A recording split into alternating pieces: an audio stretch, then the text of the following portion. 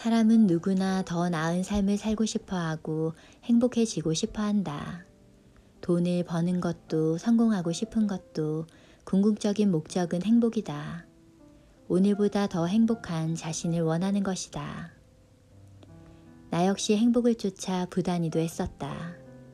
대학, 취업, 결혼, 직장만 등 남들만큼만 무난하게 살자라는 목표 아래 남들이 다 한다고 할 만한 것들을 성취해 나갔다. 그렇게 평범하게 주어진 길을 차근차근 완수해 나가다 보면 행복은 자연스럽게 찾아오겠거니 기대하며 살았었다. 그러나 인생의 과제라 여기는 것들을 해치운 뒤에도 늘 행복과의 거리는 그대로였다. 아니, 오히려 책임져야 할 일들만 늘어갔다. 스트레스는 사라지지 않았고 치열하게 먹고 사는 일에서 도통 벗어날 수도 없었다.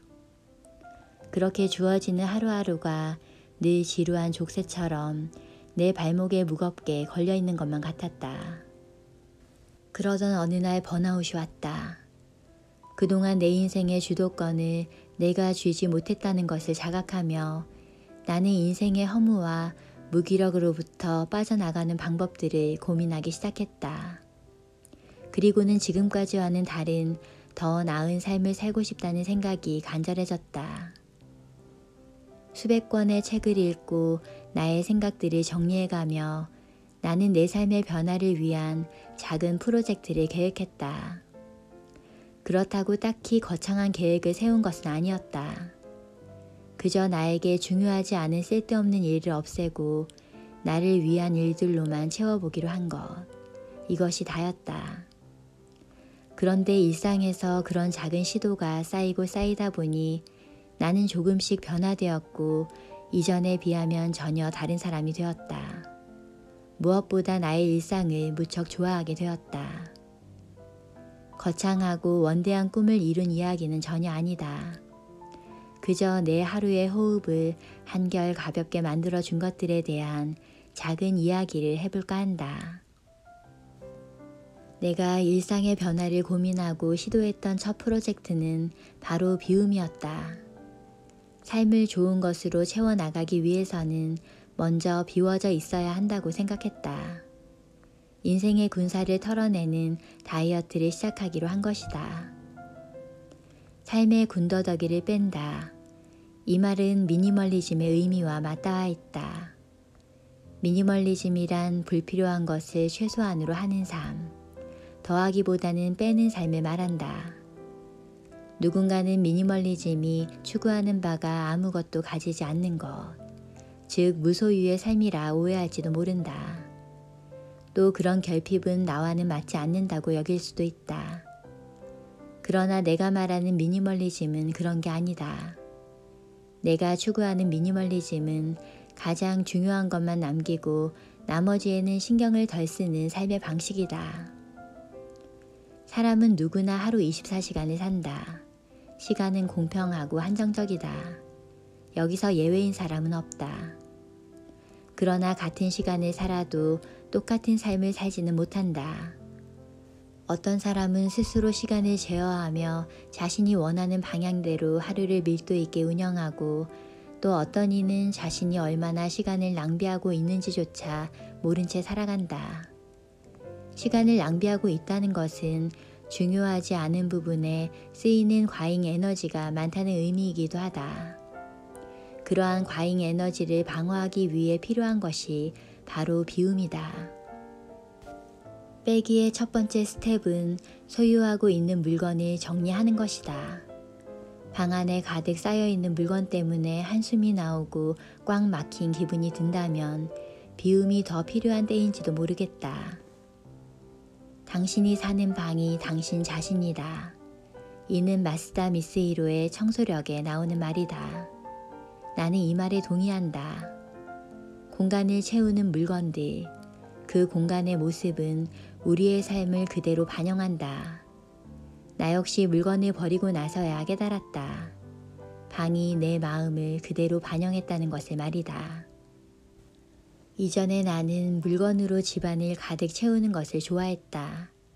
하루 중 가장 설레이는 일이 택배가 도착했다는 알림일 만큼 인터넷 쇼핑 자체가 취미생활과도 같았고 사고 싶은 건 언제나 있었다. 시간만 나면 늘 쇼핑몰을 돌아다니며 뭐 살 게 없나 하고 두리번거렸다. 살 마음이 없던 제품도 싸다는 이유로 샀고 일단 좋아 보이면 장바구니에 집어넣었다. 늘 집에는 택배 상자가 끊이질 않았고 며칠 동안 열어보지 않는 택배 상자도 덜어 있었다. 옷장에는 한 번도 입지 않는 옷이 수두룩했고 취미라도 하나 생겼다 하면 방 한켠이 그득 채워졌다. 나는 딱히 내가 무엇을 원하는지도 모르는 채 갖고 싶은 물건이 곧 나의 취향인 줄로만 알았다. 그렇게 물건으로 꽉 채워져 있던 나의 방은 나의 삶 그대로였다. 그러던 어느 날 주변을 둘러보다 미간이 찌푸려졌다. 옷장 밖으로 여기저기 널브러진 옷들, 바닥에 깔린 책, 어질러진 화장대. 순간 방 안에서 내가 편하게 있을 곳은 침대밖에 없다는 것을 깨달았다. 버리지도 못하는 것들이 내 방을 온통 차지하고 있으니 말이다. 이미 내 방의 주인은 더 이상 내가 아닌 물건들이었다. 사실 이전부터 물건이 잡다하게 쌓인 방이 불편하다는 것을 느꼈지만 나는 정리할 엄두를 못 냈었다. 게다가 정리만 하지 못하는 게 아니라 언젠가 쓸지도 모르니까라는 생각에 버리지도 못했었다. 그러나 더 이상 내 집이 마음 편한 공간이 아님을 체감한 이상 이런 악순환은 끊어야만 했기에 나는 비움을 결심했다. 그리고는 큰 봉지에 하나 둘씩 물건을 담기 시작했다. 의류, 서적, 서류, 자파순으로 이틀 내내 물건들을 버렸다. 버린 옷들의 무게를 재보니 70kg가 넘었고 책은 100권이 넘었다. 취미로 산 엽서 수백 장, 쓰지 않는 가구와 자파, 추억으로 남은 가수들의 CD까지 모조리 버렸다. 물론 아깝지 않은 것은 아니었다. 하지만 필요한 것도 아니었다. 그렇게 많은 것을 비워낸 후로 신기하게도 나는 필요한 물건 외의 쇼핑을 거의 하지 않게 되었다. 그렇게 옷을 수없이 사던 나였지만 지금은 옷을 1년에 한두 번 살까 말까 한다. 화장품 역시 다 쓰고 난 다음에 구매한다. 책도 여전히 즐겨 읽지만 새 책을 몇 권 사게 되면 그만큼을 바로 정리한다. 이렇게 물건이 어느 정도 쌓이면 비울 궁리부터 하게 되니 지금 나의 옷과 책, 물품들은 최소한이다. 그러나 물건을 적게 소유한다고 해서 텅 빈 방에 살고 있는 것은 아니다. 그저 20%쯤 부족하다 싶은 정도이다. 이제 버릴 것이 없다 싶어도 또다시 눈에 보이기 마련이기에 어느 정도 시일이 지나면 물건들을 비울 게 없는지 찾아보며 최소한의 생활을 유지한다. 깔끔하게 정돈된 방은 마치 내 마음도 정돈된 것처럼 언제나 기분을 좋게 해준다. 그러다 보니 생활은 더 간소해지고 내가 사는 공간이 점점 더 좋아진다. 우리는 물건이 필요해서 사기도 하지만 대부분은 욕망으로 산다. 그 물건을 사면 만족스러워지겠지 하는 기대감 때문이다. 그러나 물건을 손에 넣어 만족감을 잠시 얻는다 해도 시간이 지나면 처음에 설렜던 감정을 똑같이 느끼기란 쉽지 않다. 애정이 느껴지지 않는 물건은 쓰지 않게 되고 방치되게 마련이다.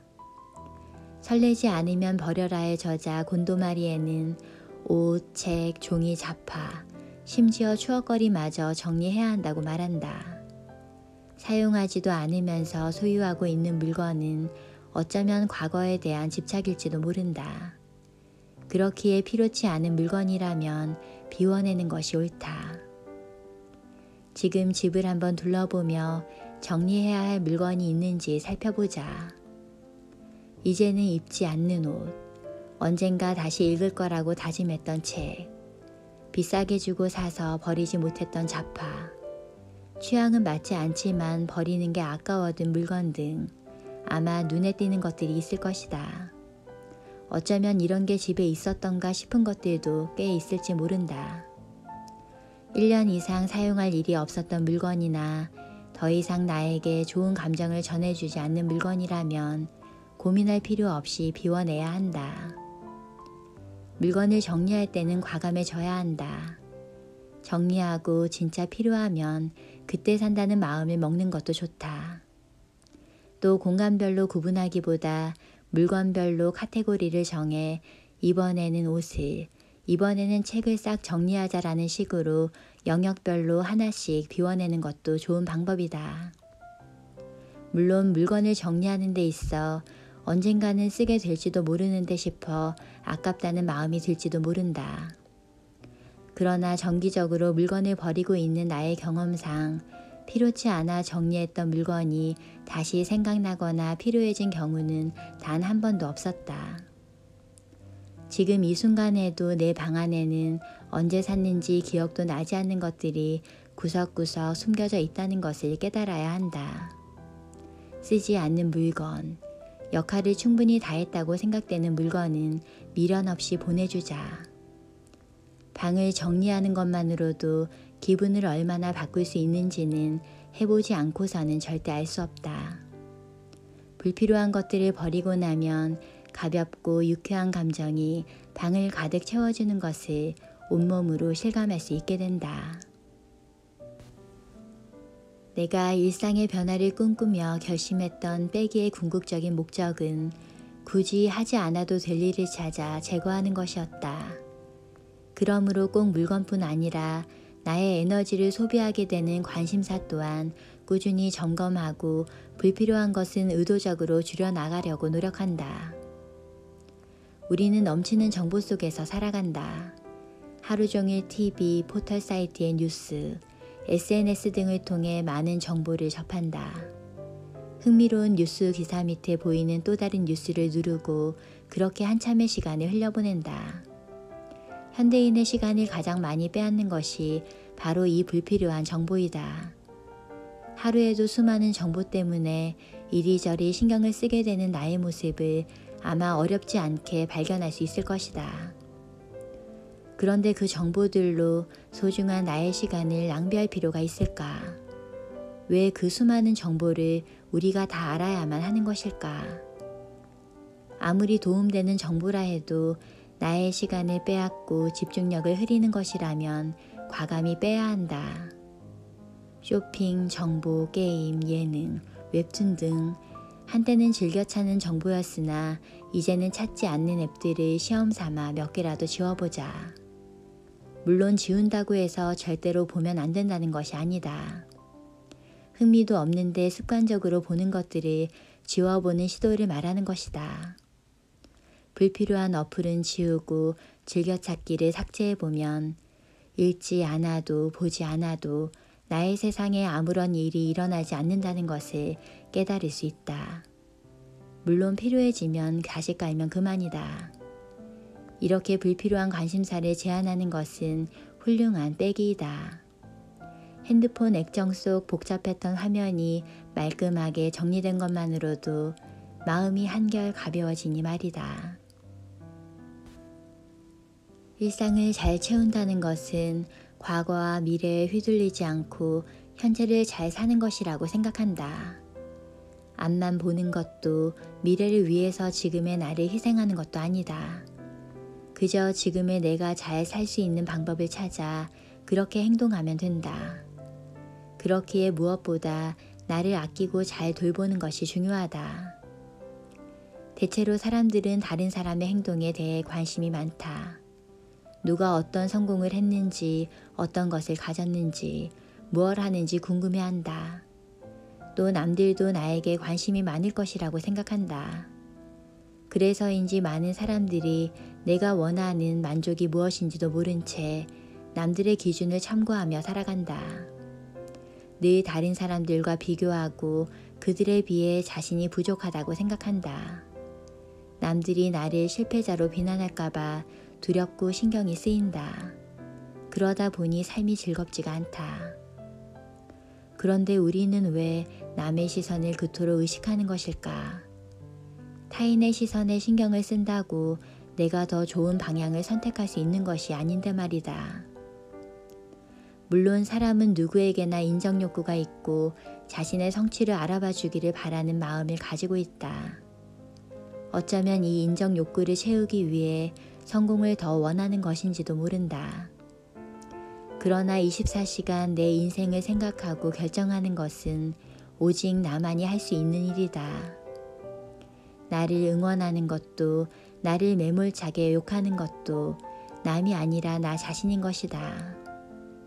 그렇기에 가장 먼저 인정받아야 할 것은 바로 자신으로부터의 인정이다. 남이 아닌 내 안의 나다움을 찾아 내 스스로가 만족을 느끼는 것이 우선이 되어야 하는 것이다. 나는 일상의 군더더기를 털어내며 타인을 의식하지 않은 오롯이 나를 위한 행동, 천천히 나다운 일들을 더해나갔다. 그런 하루하루가 쌓이다 보니 내 자신이 더 귀하게 여겨졌고 내 삶이 더 좋아졌다. 필요치 않은 삶의 군더더기는 단순히 물질과 시간만 낭비하게 하는 게 아니다. 나의 기분, 태도, 정신적 에너지까지 갉아먹는다. 그렇기에 일상을 새롭게 채우기 위해서는 이런 의미 없는 것들을 과감히 지워내야 한다. 모아도 부족한 것만 같은 물건, 형식적으로 참석하는 모임, 습관적으로 찾는 과잉 정보들, 그리고 무의식으로 쓰는 좋지 않은 말버릇까지도 털어내려는 빼기의 노력이 필요하다. 물론 살면서 습관처럼 키워온 것들을 모두 한꺼번에 정리하기란 불가능하다. 또 모든 것을 다 뺄 필요도 인생 전체를 바꿀 필요도 없다. 중요한 것은 스스로 변하고자 하는 마음이다. 그리고 변화는 거창한 것이 아니라 하루하루의 작은 일이 쌓여 크게 뭉쳐지는 일이다. 나 역시 시작은 아주 사소한 것부터였다. 무기력한 일상을 벗어나기 위해 내가 처음 했던 시도는 아침에 10분만 더 일찍 일어나 오직 나를 위한 일을 해보는 것이었다. 그리고는 그 10분 동안 나만의 작은 일을 해나갔다. 일어나 침대 정돈을 하고 스트레칭으로 굳어진 몸을 풀었다. 그러자 한결 기분이 나아졌다.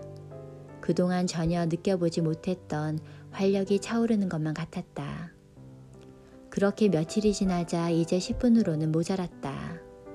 그래서 30분 정도 일찍 일어나 다른 일들도 늘려보기로 했다. 책 한 페이지 읽기, 문장 한 줄 쓰기도 더해졌다. 이렇게 잠깐이나마 무언가 나를 위해 몰입하는 시간은 나의 일상을 보다 소중하게 느끼게 해주었다. 마치 인생의 보너스를 받은 기분이랄까. 이 작은 경험이 쌓일수록 내 삶이 점점 가치 있게 바뀌어가는 걸 느낄 수 있었다. 나는 특별히 대단한 걸 하기로 한 것도 24시간 완벽하게 살기로 한 것도 아니었다. 그저 스스로 조금 더 나아지길 원했기에 일상의 군더더기를 줄이고 나를 위한 일을 조금씩 더해 나갔을 뿐이다. 이러한 시도들이 모여 나의 일상을 긍정적으로 변화시켜 주었고 내 삶의 방향이 되어 주었다. 우리의 삶은 시간이 지나면 자연스럽게 무언가로 채워지게 마련이다.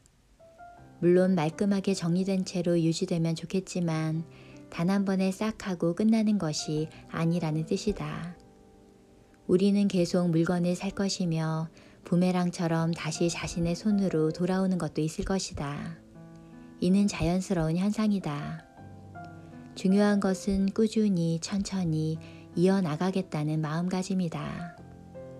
수시로 나와 주변을 돌아보고 불필요한 것을 덜어내는 시간을 가지다 보면 내가 무엇으로 삶을 쓰고 있는지 정확히 인식할 수 있고 마치 집안을 대청소하는 것처럼 삶도 청소하는 기분이 든다. 그리고 다시 무언가를 해나갈 에너지가 채워진다. 내 삶도 머릿속도 맑아지는 느낌. 이는 단순하고 짧은 행복이 아닌 지속적이고 오랜 행복이 되어줄 것이라 나는 믿는다.